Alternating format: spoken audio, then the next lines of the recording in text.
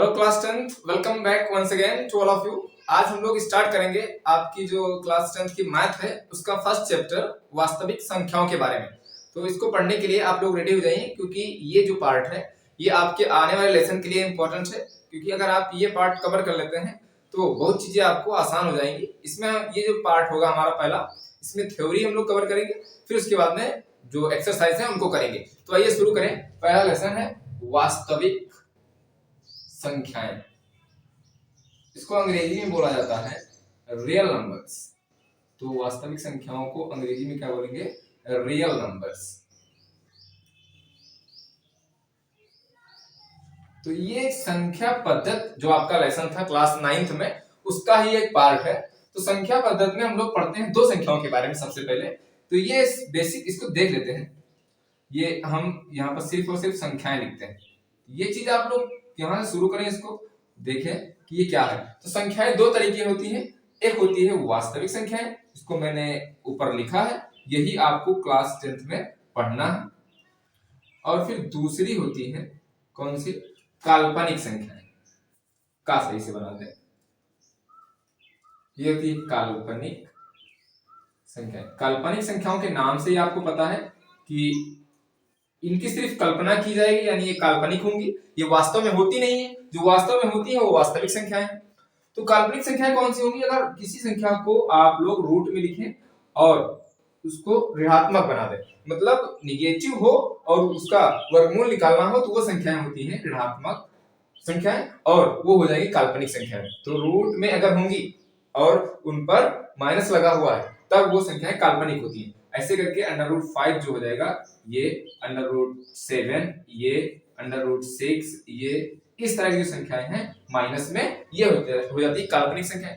और वास्तविक संख्याएं 1 2 3 0 7 माइनस में और अपान में भी हो सकती हैं, 4/3, ऐसे करके तमाम सारी संख्याएं जो होंगी वो कैसी हो जाएंगी?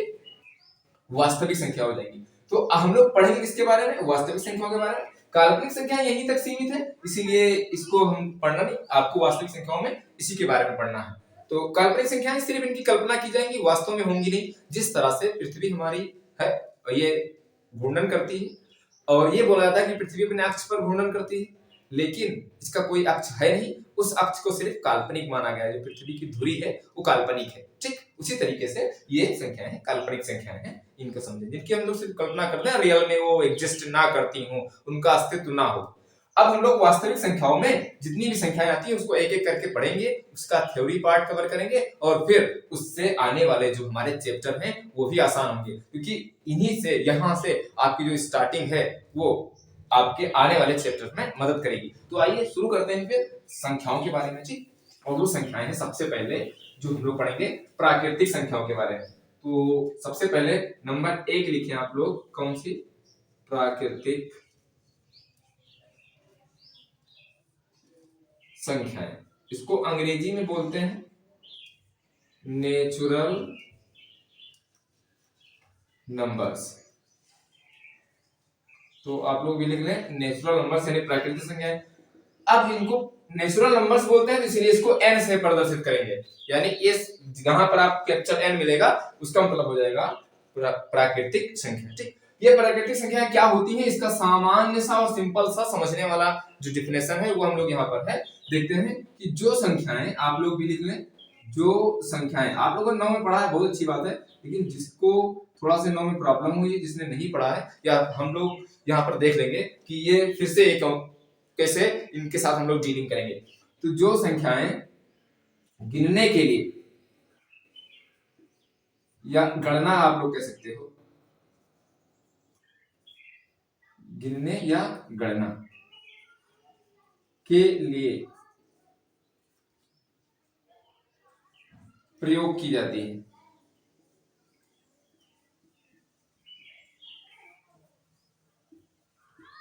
उन्हें क्या कहते हैं? उन्हें कहते हैं प्राकृतिक संख्याएं। तो वो प्राकृतिक संख्या हो जाएंगी, आप वहां पर लिख सकते हैं। अब देखिए, इन्हें हम लोग प्रदर्शित करेंगे n से, और n बराबर हो जाएगा गिनने के लिए कैसा?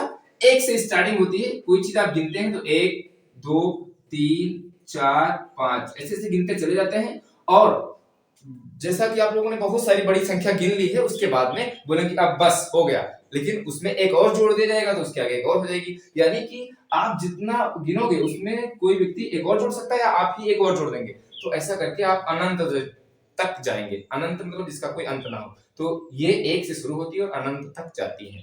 ठीक, तो ये होती है कौन सी संख्याएं? प्राकृतिक संख्याएं, इन्हें बोलते हैं। आप इतना रखें यार, ये आपके लिए काफी। फिर दूसरा नंबर आपको मिलेगा पूर्ण संख्याएं। तो आपको पूर्ण संख्याओं के बारे में पता होना चाहिए कि ये क्या है, क्योंकि यहां से अभी एक क्वेश्चन बनेगा। पहले इन दोनों को बताएंगे, फिर ये हम एक क्वेश्चन देंगे, फिर आपको बताना होगा कि वो सही है गलत है, क्योंकि सही गलत वाला ही देंगे। क्योंकि आपके एनसीईआरटी बुक है आपके पास, या एनसीईआरटी बेस्ड कोई बुक है, तो उस पर सही गलत वाले 4-5 क्वेश्चन है, उस पर पूछ लिया जाता है। तो आप लोग रट्टा मारोगे तो नहीं समझोगे, तब आसानी से कर लोगे। तो पूर्ण संख्याएं, इसको अंग्रेजी में बोलते हैं, पूर्ण का मतलब होता है होल, होल मतलब पूरा, और नंबर्स यानी होल नंबर्स क्या होते हैं? तो होल नंबर्स सिर्फ और सिर्फ यही जो नेचुरल नंबर्स होते हैं उनको ले लें और उसके साथ में जीरो को सम्मिलित कर लें, तो आप लोग कहेंगे कि वो पूर्ण संख्या होती है। यानी यदि नेचुरल नंबर यानी कि प्राकृतिक संख्याओं, यदि प्राकृतिक संख्याओं में शून्य को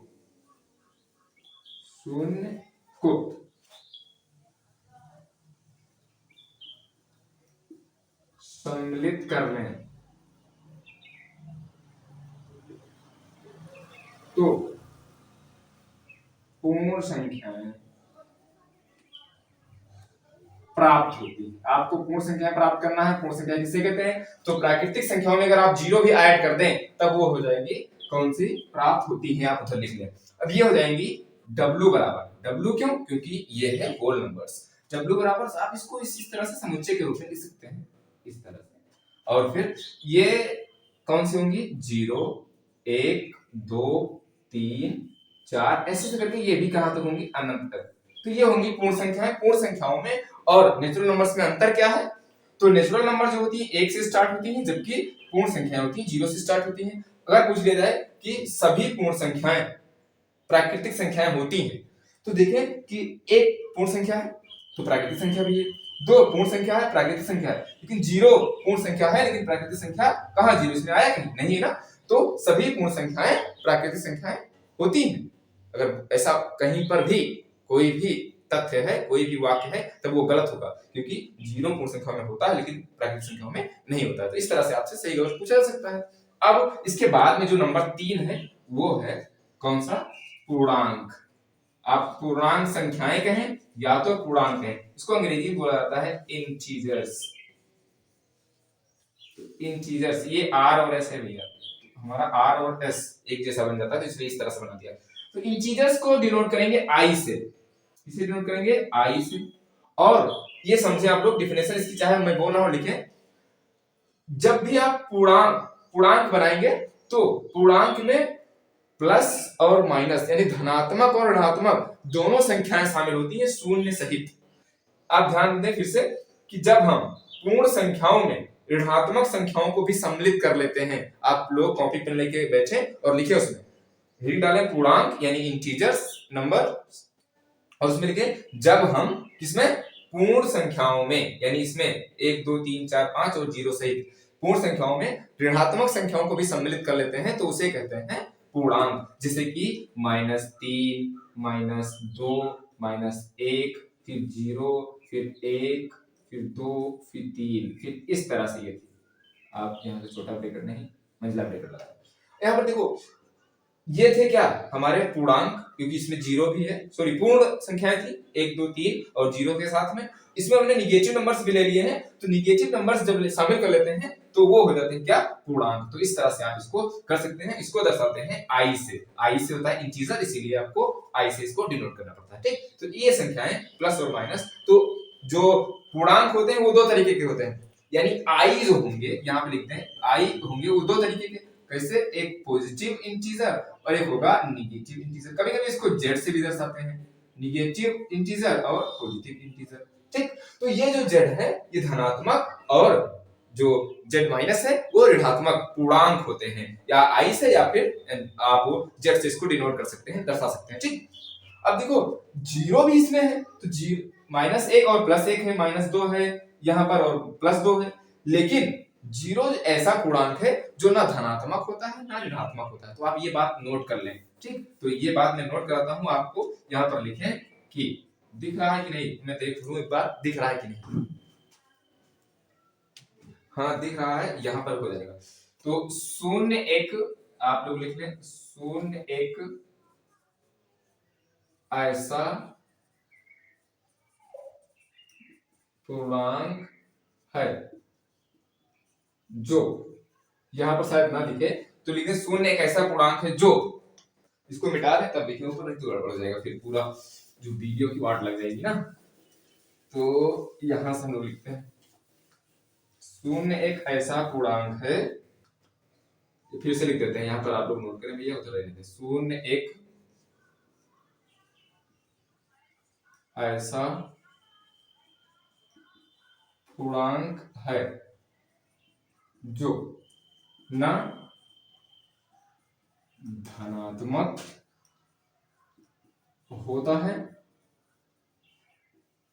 और न ऋणात्मक। ये बात आप लोग नोट डाउन कर लें अपनी कॉपी में स्टार मार्क करके। ठीक, इस तरह से। तो ये चीज हुई किसके बारे में, पूर्णांक के बारे में। फिर हम लोग पूर्णांक के बाद में आते हैं किन संख्याओं पर। पूर्णांक मतलब होता है पूरा पूरा अंक, तो वो हो जाएगा पूर्णांक, और वो हो सकता है धनात्मक भी और ऋणात्मक भी, और जीरो भी हो सकता है। तो अब उसके बाद में हम लोग आएंगे किस पे, नंबर अगला नंबर 4 होगा शायद, परिमेय संख्या। तो आप लोग लिखें परिमेय संख्या। कक्षा 9 में आप लोगों ने इन सब के बारे में पढ़ लिया, लेकिन यहाँ पर हम लोग पढ़ेंगे फिर भी। परिमेय संख्याओं को अंग्रेजी में बोलते हैं रेशनल नंबर्स। तो ये हो गया रेशनल नंबर्स। रेशनल नंबर्स क्या होते हैं, ऐसी संख्याएं जिनको हम p/q के फॉर्म में लिख सके, यानी जिसको हम लोग अंश और हर के रूप में लिख सके, यानी ऐसी संख्याएं, इसको आप लोग लिख सकते हैं, ऐसी संख्याएं जिसे p/q या p/q के रूप में व्यक्त किया जा सके, प्रदर्शित किया जा सके, या तो लिखा जा सके।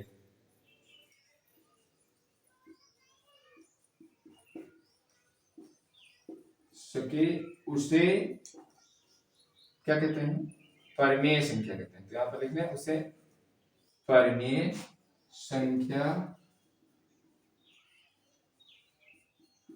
कहते हैं।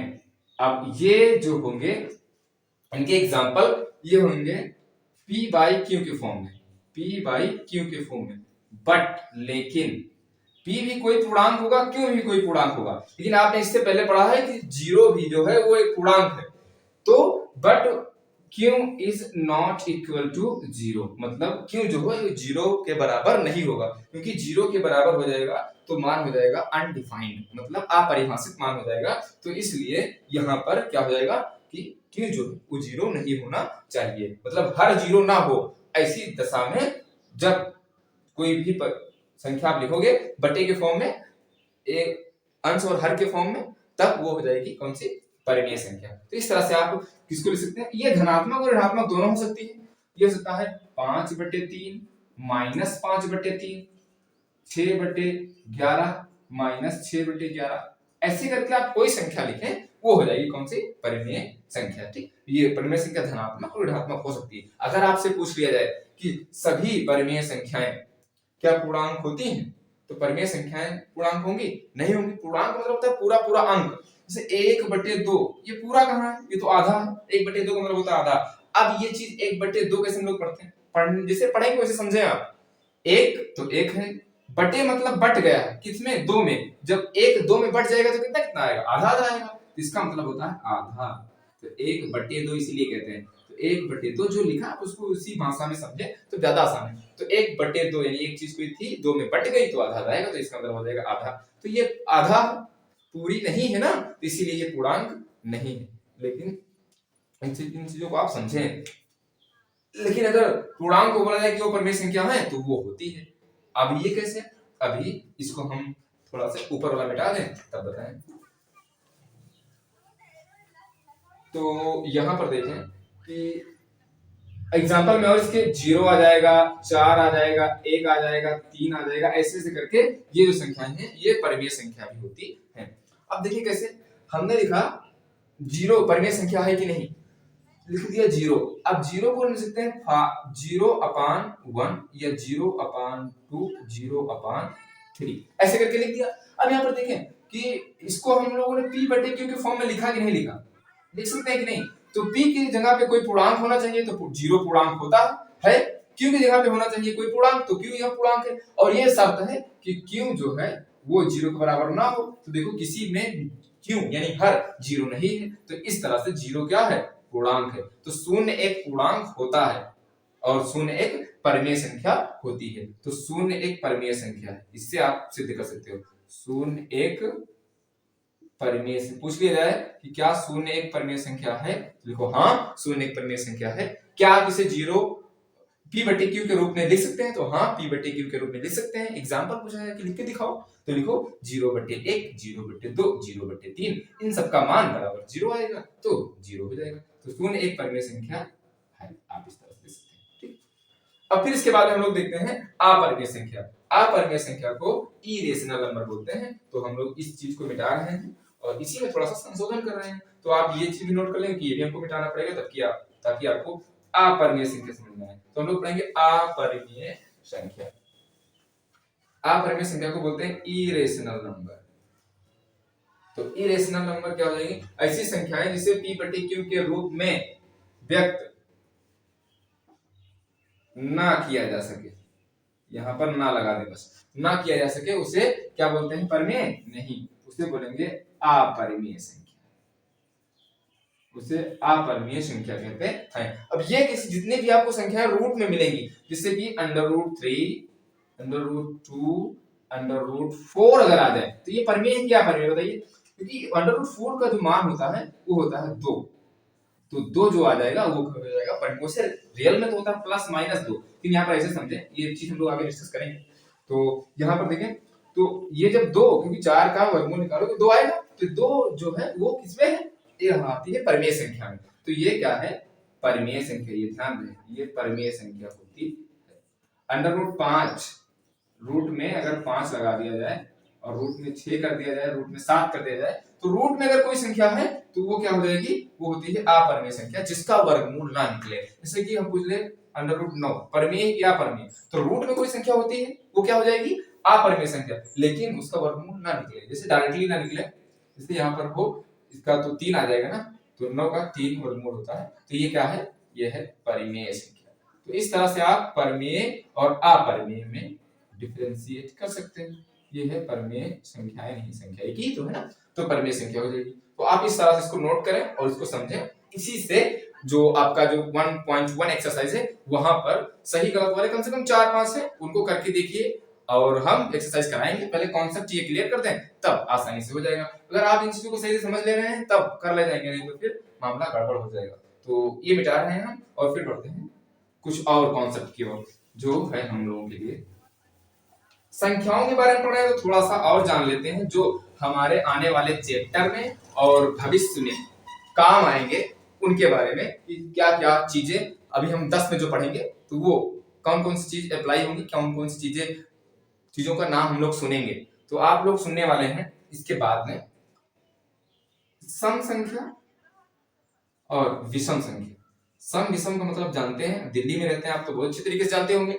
तो सम और विषम क्या होती हैं, तो जो संख्याएं 2 से विभाजित हो जाएं वो सम है, और जो संख्याएं 2 से विभाजित ना हो वो होती हैं विषम। जैसे कि सम के लिए बताया जाए तो 2, 4, 6, 8 और 10, लास्ट में 0 फिर विषम होती है। और इसके लिए विषम के लिए 1, 3, 5, 7, आप शायद समझ गए होंगे, आप पहले से ही जानते हैं, लेकिन लिखना जरूरी है क्योंकि इसके बाद में कुछ कॉन्सेप्ट इससे रिलेटेड हैं। तो जो नहीं जानता है वो समझ ले, सम संख्याएं ये होती हैं, विषम संख्याएं ये होती हैं। अब उसके बाद में सम विषम समझा रहे हैं, इसके लिए अभी लास्ट टाइम जो 2023 में पेपर हुआ था इन्हीं से क्वेश्चन पूछ लिया गया था, लेकिन वो इससे रिलेटेड भी था, सम विषम भी उसमें था, और इससे साथ 3 क्वेश्चन आए थे बहुविकल्पीय में। तो आपको पता है 20 नंबर तो ऐसे ही पूछे जाते हैं विकल्प से। तो सम और विषम था, और उसमें अभाज्य और भाज्य संख्याएं भी थी। तो आइए शुरू करते हैं। फिर सम विषम समझ गए ना। अब हम लोग पढ़ेंगे भाज्य और अभाज्य। तो भाज्य और अभाज्य संख्याएं क्या होती हैं, इनके बारे में थोड़ा सा जान लें, तब आगे बढ़ेंगे। और इसको बोलते हैं डिविजिबल, इनको बोलते हैं नॉन डिविजिबल, जो कट जाए। भाज्य मतलब जो संख्याएं किसी संख्या से कट जाए पूरी पूरी सामान्य भाषा में। और अभाज्य संख्या जो किसी भी संख्या से खुद को और एक को छोड़ करके किसी और से ना कटे, उसे अभाज्य संख्या कहते हैं। तो आप लोग एक बार फिर ध्यान है, भाज्य संख्या है वो जो संख्या खुद स्वयं से और एक से कटने के अतिरिक्त और किसी से भी कट जाए, उसे कहते हैं भाज्य संख्या। और अभाज्य संख्या का मतलब है वो संख्या जो स्वयं से और एक के अतिरिक्त किसी और से ना कटे, उसे अभाज्य संख्या कहते हैं। तो इसके गुणनखंड कितने होंगे, इसके अगर गुणनखंड निकालें तो इसके केवल 2 गुणनखंड आप लोग लिख लें। अभाज्य संख्याओं के केवल 2 गुणनखंड होंगे। कौन कौन से? पहला तो एक तो निश्चित है, एक और वह संख्या स्वयं, ठीक, एक और स्वयं संख्या। स्वयं संख्या, स्वयं का मतलब वह खुद संख्या, और इसके दो से ज्यादा गुणनखंड होंगे। गुणनखंड का मतलब होता है उस संख्या के खंड करो गुणा के रूप में, तो गुणनखंड हो जाएगा। जैसे कि 12 है तो 12 के खंड करो गुणा के रूप में, तो 2 गुणे 6 लिख सकते हो आप, दूसरा लिख सकते हो 3 गुणे 4 लिख सकते हो, और एक लिख सकते हो 12 गुणे 1। तो देखो गुणनखंड किया तो 12 आया, और एक है 12 है, 2 भी है, 6 भी है, 4 भी है और 3 भी है। तो ये सब 12 के क्या है? गुणनखंड है, गुणा के रूप में खंड हो गए हैं। तो इस तरह से इनके गुणनखंड हुए। और यहाँ से 2 से ज्यादा देखो गुणनखंड है, तो ये 12 क्या है? एक भाज्य संख्या है। ठीक है, अगर हम 7 लिख दें तो 7 किससे कटेगी? तो 7 गुणे 1, और किसी से गुणा करने पर 7 आएगा, तो 7 एकम 7। इसका देखो सिर्फ 1 और 7 ये दोनों क्या है?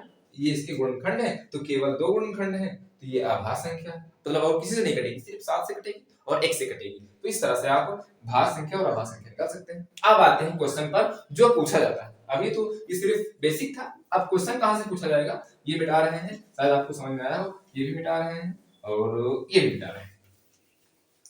तो क्वेश्चन पूछा जाएगा कि बताइए एक भाज्य संख्या है कि अभाज्य? एक भाज्य है या अभाज्य? तो बताइए। अभी जो मैंने शर्त बताई है वो क्या शर्त है? भाज्य होने की। भाज्य होने की शर्त है कि 2 से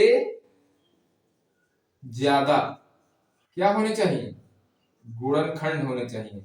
जिस संख्या को आप लोग गुणा करेंगे उसके गुणनखंड 2 से ज्यादा होने चाहिए। और अभाज्य होने का शर्त है कि केवल और केवल 2 गुणनखंड होने चाहिए। गुणनखंड होने चाहिए, और वो कौन कौन होने चाहिए? एक स्वयं संख्या हो और एक अगली हो, 1 नंबर 1 हो, और ये तो 2 होने चाहिए। अब एक का अगर हम गुणनखंड करते हैं तो ये होगा 1 गुणे 1, 1 गुणे 1 होगा। तो यहां पर देखते हैं कि स्वयं तो है संख्या, ठीक है, स्वयं है 1, और दूसरी संख्या कौन है? वो 1 से कटनी चाहिए, तो 1 से भी कट रही है। तो इसके कितने आपको दिख रहे हैं? 2 गुणनखंड, लेकिन नहीं, ये वाला तो सेम ही है ना, तो इसका केवल और केवल गुणनखंड 1 है, ना कि 2 है। अब यहाँ पर नंबर्स में तो 2 आ रहे हैं, एक नंबर यहाँ पर एक नंबर यहाँ पर, लेकिन अगर इसकी आप लोग प्रकृति देखें तो दोनों सेम प्रकृति के हैं, तो इसीलिए एक गुणनखंड इसका माना जाएगा।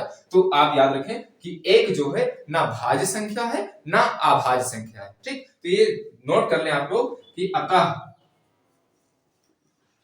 एक ना भाज्य संख्या है, जैसे कि 0 ना तो धनात्मक पूर्णांक है ना ऋणात्मक पूर्णांक है, वैसे एक ना तो भाज्य संख्या है और ना ही अभाज्य। तो आप इसको नोट करें। फिर उसके बाद में हम लोग बढ़ते हैं आगे, दो पर आते हैं। तो दो क्या है, दो भाज्य संख्या है कि अभाज्य संख्या है? तो फिर से देखते हैं यही बात कि अब ये चीज आप स्क्रीनशॉट इसका ले लें चाहे, और फिर हम इसको मिटा रहे हैं ताकि आपको थोड़ा सा समझ में आए।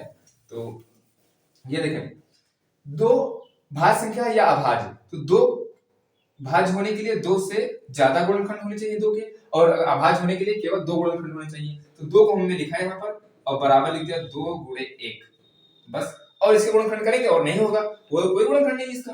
तो क्या होगा कि इसका देखो गुणनखंड कितने हैं, 1 और 2, स्वयं है 2 और एक हो गया 1, तो ये दो गुणनखंड है। तो इसके दो गुणनखंड, गुणनखंड को अंग्रेजी में फैक्टर बोलते हैं भैया, इसके दो गुणनखंड है। तो इसके जब दो गुणनखंड हो गए तो ये हो गई कौन संख्या, अभाज्य संख्या। तो दो क्या है, अभाज्य संख्या। तो आपको मिला, अच्छा दो से पहले क्या आता है, एक आता है।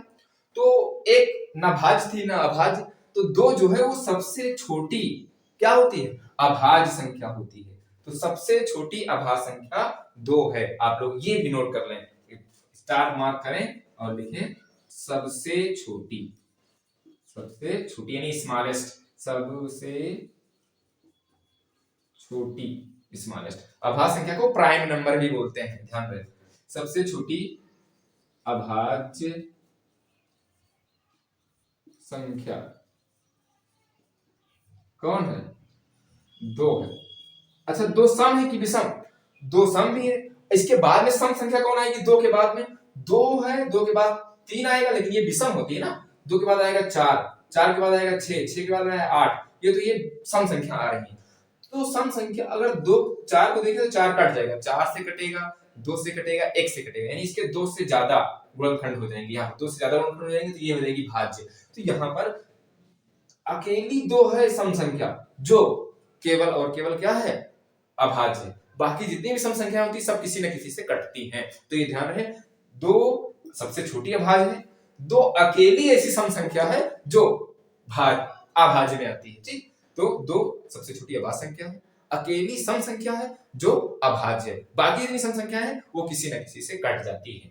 तो ये हुआ हमारा ये दो का कॉन्सेप्ट। उसके बाद में फिर हम लोग सबसे छोटी विषम संख्या, इसके बाद दो के बाद में 3 आता है। तो 3 के भी कितने गुणनखंड हो जाएंगे, 2, 1 और 3, कैसे 3 1 कम 3, यही होगा। तो इसका स्वयं 3 आ गया है और इसका गुणनखंड 1 है, तो केवल इसके दो गुणनखंड है, तो 3 क्या है, अभाज्य संख्या है।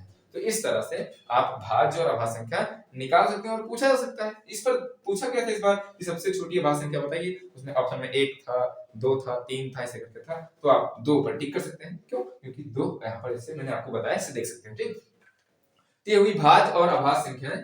फिर हम लोग इसके बाद में जो भाज्य और अभाज्य का कॉन्सेप्ट कहां से आया है, ये किसी संख्या को भाग देते हैं। अब जब भाग देने पर पूरा पूरा कट जाता है तो उसे बोलते हैं कि भाज्य है, और पूरा पूरा ना कटे तो अभाज्य है। ठीक, तो आइए देखते हैं कि ये कॉन्सेप्ट है भाग वाला, क्योंकि ये भाग वाला कॉन्सेप्ट जो है ये हम लोग पढ़ समझेंगे यूक्लिड विभाजन प्रमेय में, क्योंकि एक यूक्लिड वैज्ञानिक थे, यानी वैज्ञानिक गणितज्ञ कह सकते हैं, और वो थे ग्रीक के, और उन्होंने भाग देने की अपनी एक अलग प्रमेय बनाई है, जो हम लोग लंबा प्रोसेस वाला भाग देते हैं उसी के अकॉर्डिंग, तो उसे यूक्लिड विभाजन प्रमेय कहते हैं। फिर आप लोग उसको, क्योंकि नाम अजीब सा है तो आप लोग उसको देख करके फिर थोड़ा सा परेशान हो जाते हैं। तो उस चीज को हम लोग कैसे हैंडल करें, कैसे समझें कि ये चीज हमको कठिन ना लगे, क्योंकि कुछ चीजें होती है नाम से कठिन लगती है तो आप लोग को थोड़ा सा परेशानी हो सकती है।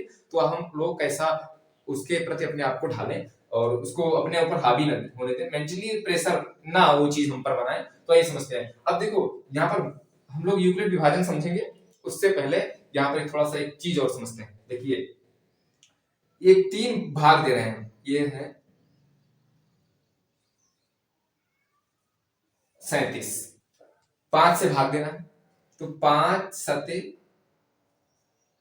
35, कितना बचा 2, ये हो गया रिमाइंडर। या तो हम लोग हिंदी पढ़ रहे हैं तो हिंदी में शेष, रिमाइंडर को फिलहाल r से लिखते हैं तो आप r ऐसे लिख रहे हैं। ठीक, ये होता है भागफल, इसे कहते हैं भागफल। अंग्रेजी में इसको क्वेश्चन कहते हैं, तो इसीलिए इसको क्यों से भी दर्शाया जाता है, तो आप क्यों लिख लें। और ये होता है भाज्य, और यहाँ पर ये होता है डिवाइजर। तो यहाँ पर इसको हम लोग ए से ही, यूक्लिड विभाजन में ए से समझेंगे, और इसको समझेंगे, सॉरी, इसको समझेंगे बी से, और इसको समझेंगे ए से। तो ये वाला ए है, ये वाला बी है, ये वाला क्यू है, ये वाला आर है। भाग दिया है, इतना समझे आप लोग। ये भागफल है, ये शेषफल है, ये भाज्य है, और ये भाजक है। ठीक। और यूक्लिड विभाजन में इसको ए माना जाता है, इसको बी है, इसको क्यू बोला जाता है, और इसको आर, क्योंकि रिमाइंडर है, इक्वेशन है। ठीक। अब ये चीज समझे। फिर दूसरा देखें, एक चीज और, कि मैंने 35 को भाग दिया है कितने से, 5 से, तो 5 सते 35। फिर यहाँ पर कुछ नहीं बचा, यानी हम लिखते हैं 0, 0 शेष बचा। फिर इसमें ये आ जाएगा आर रिमाइंडर, ये हो जाएगा क्यू, ये हो जाएगा ए, और ये हो जाएगा बी। तो ये वाला हो गया बी। ये चीज आप सिर्फ समझें बस, ऐसे अभी बताएंगे कहां से आ रहा है, देखते जाइए बस। फिर एक दूसरा है, हम लोग बोल रहे हैं कि 5 लिखा, और ये चीज हो गई। और अब देखते हैं, तो 5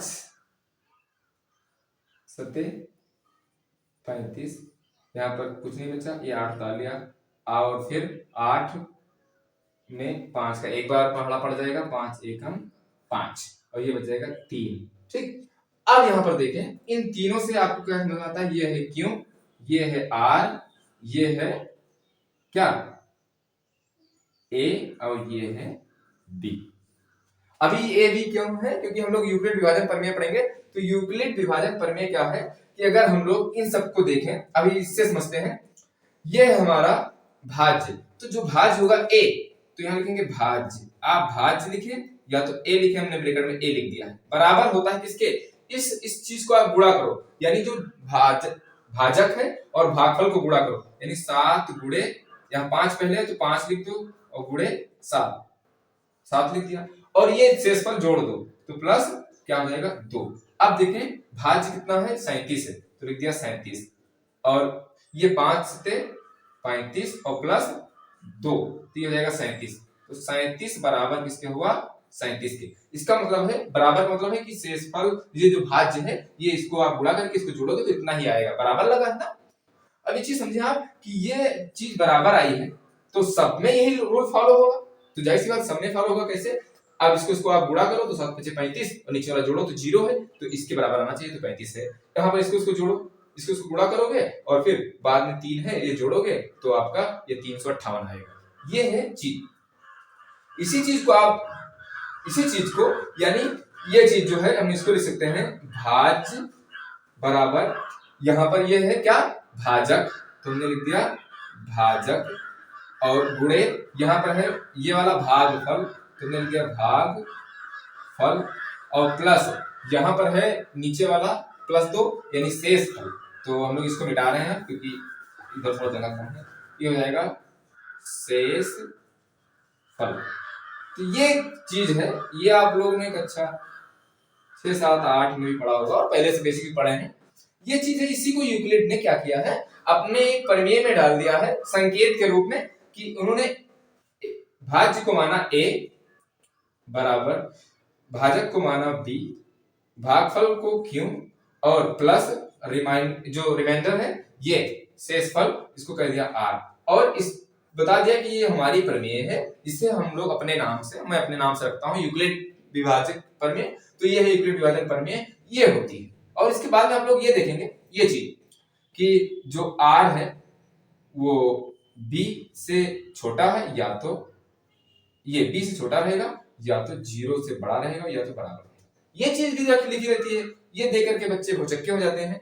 और ये सब सारा कॉन्सेप्ट क्या है, ये चीज क्या है, आइए अब यूक्लिड विभाजन प्रमेय पढ़ते हैं। ठीक, तो ये चीज है, आप लोगों ने ये चीज समझी।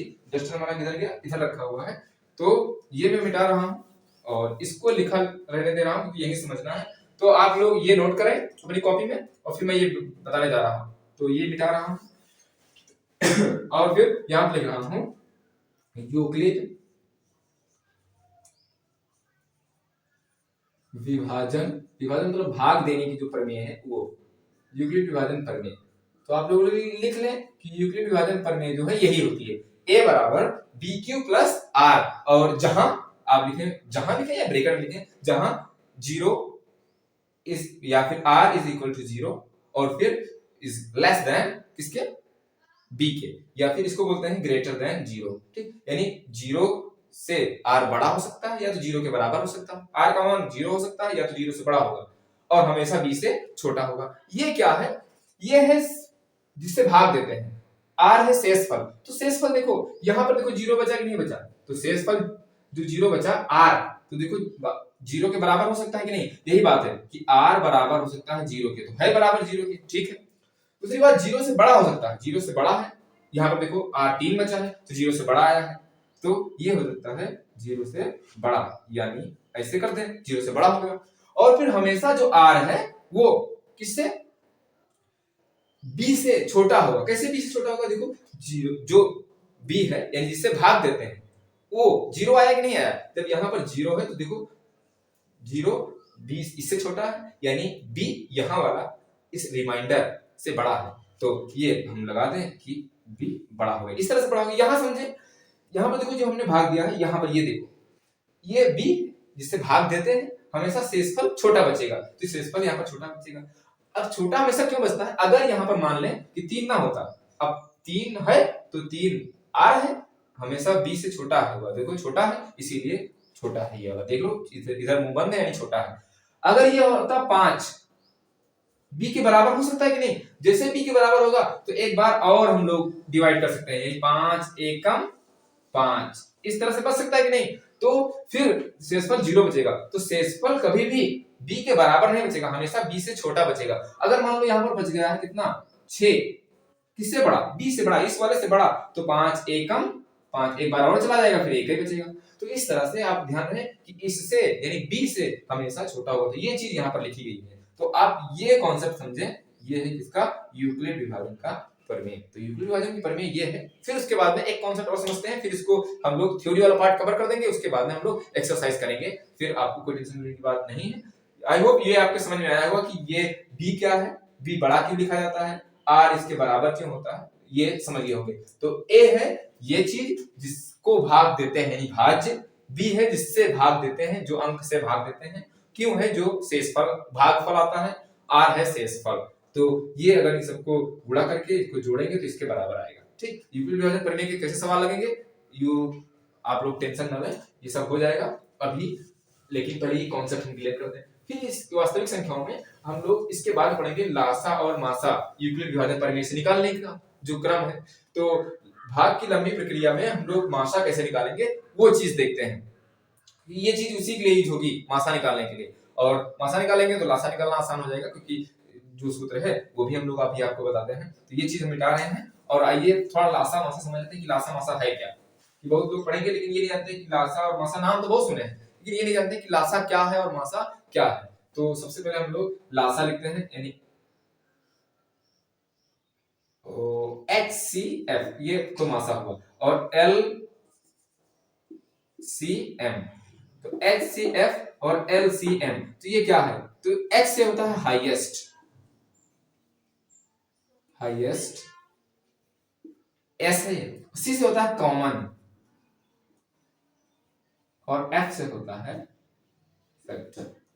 तो हाईएस्ट कॉमन फैक्टर, इसे हम लोग शॉर्ट फॉर्म में मासापा या आप लोग मासा कहते हैं। यह है लासा। लासा को हम लोग अगर इसमें अंग्रेजी में इसको डिटेल में देखें, इसका फुल फॉर्म तो होता है लीस्ट कॉमन और फिर मल्टीपल। ठीक, अब ये चीज हम लोग समझते हैं कि ये HCF क्या है, LCM क्या है, यानी लासा क्या है, मासा क्या है। तो हाईएस्ट माने होता है सबसे बड़ा, कॉमन मतलब होता है जो चीज दो चीजों में मिले, दोनों में मिले। जैसे कोई चीज आपके पास दो चीजें हैं, हमारे पास दो मार्कर हैं, इसमें क्या कॉमन है बताइए, रंग रूप तो कॉमन है नहीं, तो इसका में एक कॉमन है कि दोनों से क्या ये चीज है कि ब्लैक ब्लैक इंक निकल रही है, तो ये कॉमन चीज हो गई। उसी तरह से कॉमन मतलब होता है दो दो संख्याओं में कुछ चीज मिले, और फैक्टर मतलब होता है गुणनखंड, यानी सबसे बड़ा गुणनखंड हो और वो दोनों में हो, अब देखते हैं मासा क्या है। जैसे हमने लिखा यहाँ पर 15, यहाँ पर लिख दिया 12, तो 15 और 12 का गुणनखंड करें तो 15 का आप लिख सकते हैं 3, यहाँ पर सबसे पहले लिखें 1 गुणे 3 गुणे 5। इस तरह से आप 15 का गुणनखंड कर सकते हैं। अगर आप इस तरह से गुणनखंड नहीं कर पाते हैं तो आप ऐसे लिखें इसको 15 को यहाँ पर साथ साथ देखें। अब विषम संख्या है, 2 से कटेगी नहीं तो 3 से कट जाएगी, 3 बचे 15 और 5 से काट दो तो 5 एकम 5, तो और फिर 1 बच गया। तो आपको एक तो सबका फैक्टर होता ही है, पहले ही बताया है, तो आप इसीलिए 1 लिखे हैं, ये 3 है और ये 5 है। इस तरह से 12 को आप इसी तरह से ले सकते हैं, 12 को लिखेंगे तो 1 गुणे फिर 3 और गुणे 4, इस तरह से किसके फैक्टर आ जाएंगे 12 के। अब यहाँ पर देखें कि ये फैक्टर है, मतलब गुणनखंड है, गुणा के रूप में खंड किया गया है ना, इसका भी गुणा के रूप में खंड किया गया है। तो इसमें देखें कि हाईएस्ट माने सबसे बड़ा, तो सबसे बड़ा कौन है 5 है, फिर कॉमन है जो क्या 5 कॉमन है दोनों में है, तो इसमें 5 है इसमें 5 है ही नहीं, ठीक, तो 5 नहीं हुआ। अब देखेंगे फिर उससे बड़ा कौन 3 है, तो हाईएस्ट 3 है क्योंकि 5 दोनों में मिला नहीं ना, और फैक्टर तो था 5 फैक्टर था लेकिन इसमें है ही नहीं, तो कहां से होगा। अब उसके बाद में 3 आया तो 3 देख लें क्योंकि 5 से छोटा 3 है, सबसे बड़ा देखना है हमको, तो 5 सबसे बड़ा था लेकिन वो मिला नहीं, तो 3 है, तो 3 इसमें भी है 3 इसमें भी, ठीक है, कॉमन है, कॉमन हो गया। फिर फैक्टर है, इसका भी फैक्टर है इसका भी फैक्टर है, सबसे बड़ा है तो सबसे बड़ा है, सबसे बड़ा 5 था लेकिन 5 मिला नहीं, तो 3 यहां भी 3 यहां भी, तो 15 और 12 का जो एचसीएफ हो जाएगा, तो HC अतः लिख सकते हैं आप, अतः HCF किसका 15 और 12 का, ये बराबर कितना हो जाएगा, ये हो जाएगा 3, और ये हो जाएगा आपका आंसर। यहां से आप समझें कि एचसीएफ क्या होता है। अब इसको गुणनखंड कर दें आप, इसका गुणनखंड दें, और जो गुणनखंड करने पर जो चीज मिले सबसे बड़ी वाली, तो वो हो जाएगी आपकी क्या HCF, यानी फैक्टर, कॉमन फैक्टर, जो दोनों में सबसे बड़ा कॉमन फैक्टर है। तो सबसे छोटा अगर कॉमन फैक्टर बोला जाए तो 1 है, इस तरह से आप कर सकते हैं। अब इसको थोड़ा सा और देख लेते हैं, हम मॉडिफाई करते हैं थोड़ा बड़ा करके, 60 और 45 में देखते हैं, तो 60 का आप लिख सकते हैं कैसे 15 और गुणे 4, इसको लिख सकते हैं 15 गुणे 3।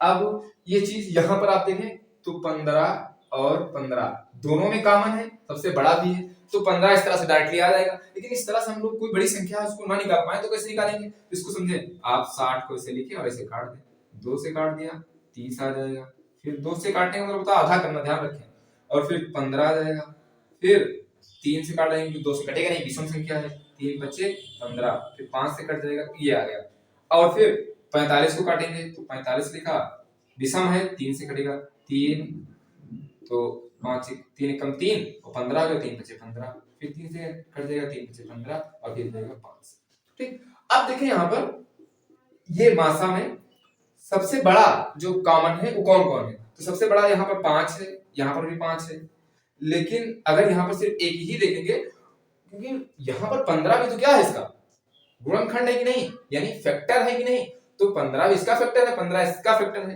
तो यहाँ पर हम लोग इसमें देखते हैं कि जो मिले कॉमन उन दोनों को ले लेते हैं, तो इसमें 3 मिल रहा है और इसमें 5 मिल रहा है। आप लोग जब जनरली लगाते हो ऐसे सामान्य तौर पर इस तरह से लगाते हैं तो ये कहते हो कि इन दोनों का हमने लिखा 60 का तो लिख दिया 2 गुणे 2 गुणे 3 गुणे 5, और आपने लिखा 45 का तो लिख दिया कितना, ये आता है 3 गुणे 5 3 गुणे 3 और गुणे 5। तो अब देख रहे हो कि जिस जो जो मिलता है 5 मिला और 3 मिला, तो 5 और गुणे 3 5 के नहीं 15, ये 15 हो गया माशा।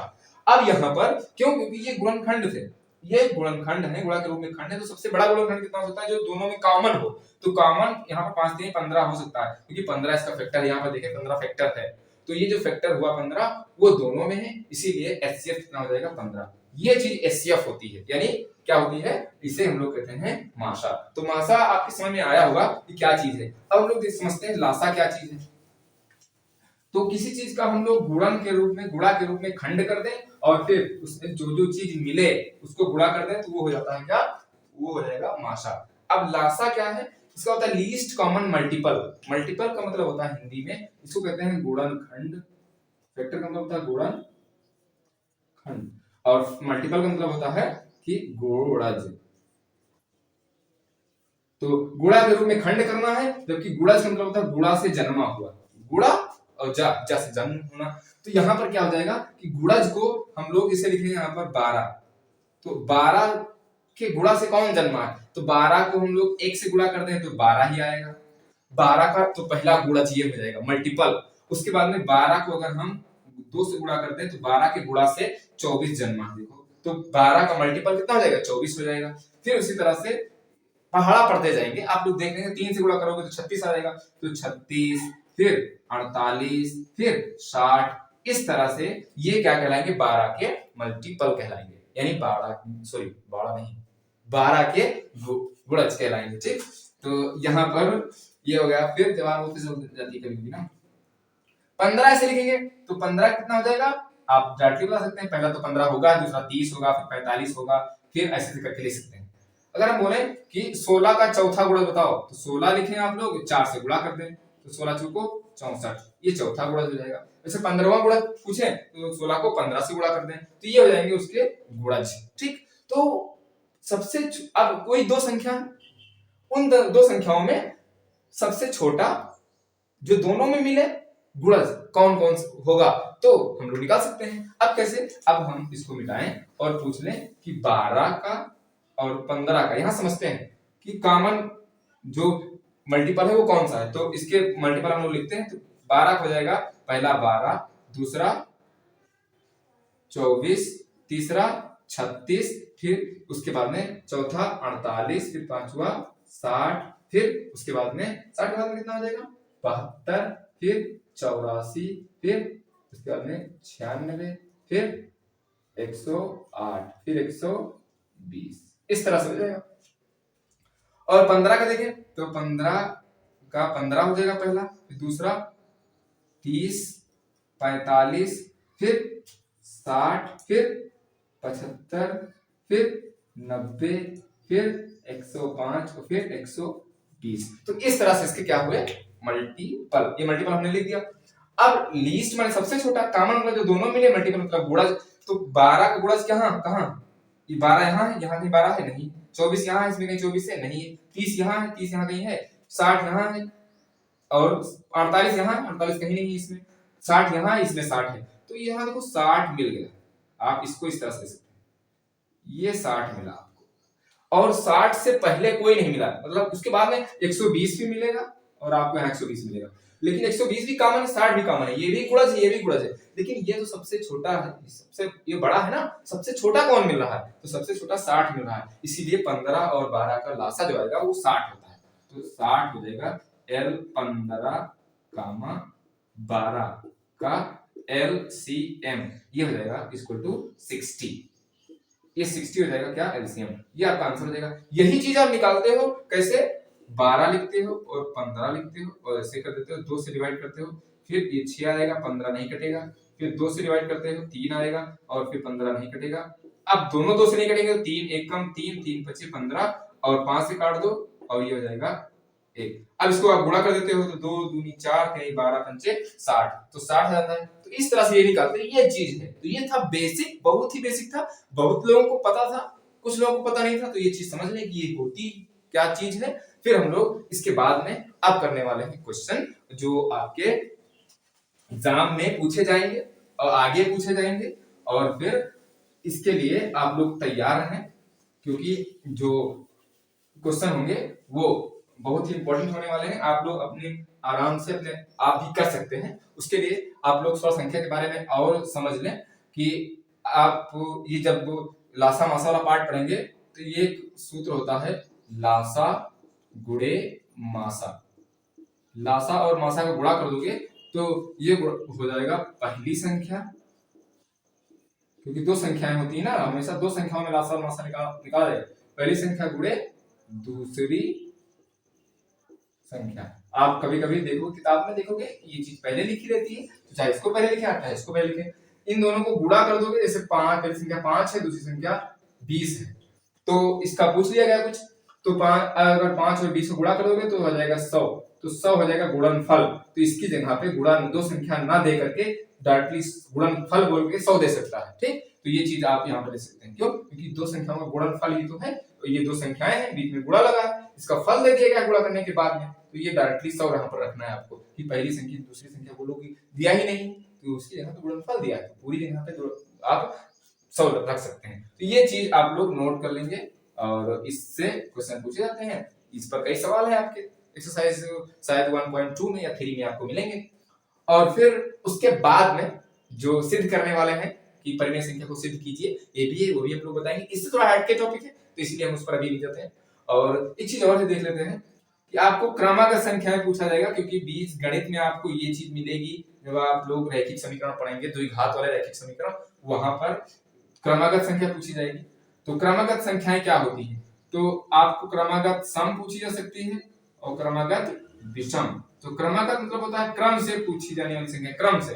तो क्रम से कौन सी संख्या होंगी, मान लेते हैं क्रमागत सम, पहली है 2 तो दूसरी हो जाएगी 3, क्रम से आने वाली।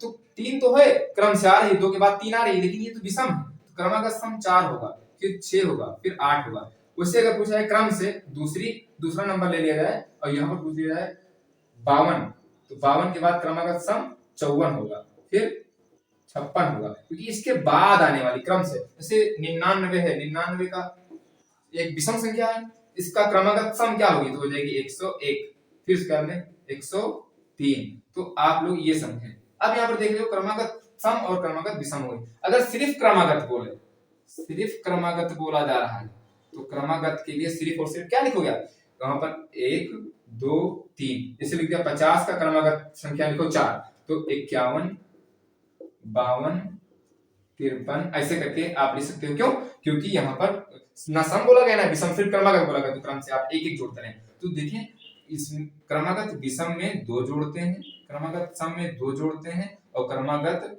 में सिर्फ और सिर्फ 1 जोड़ते हैं। क्यों, क्रमागत बोला जाएगा तो एक एक जोड़ोगे, विषम में अगर 1 जोड़ दोगे तो संख्या सम हो जाएगी, 99 में 1 जोड़ो सम हो जाएगी 100 ना, और 2 जोड़ोगे तो 101, तब विषम प्राप्त होगी। इसी तरह से सम में 2 में 1 जोड़ोगे 3 हो जाएगा और 4 में 1 जोड़ोगे तो 5 हो जाएगा, तो वो विषम हो जाएगी। तो इस तरह से छोटे छोटे कॉन्सेप्ट थे, आई होप आपको ये क्लियर हुआ होगा। और अब हम लोग पाई और 22/7 के बारे में जान लेते हैं, क्योंकि पाई का मान आप लोग पढ़ते हैं कि 22/7 होता है।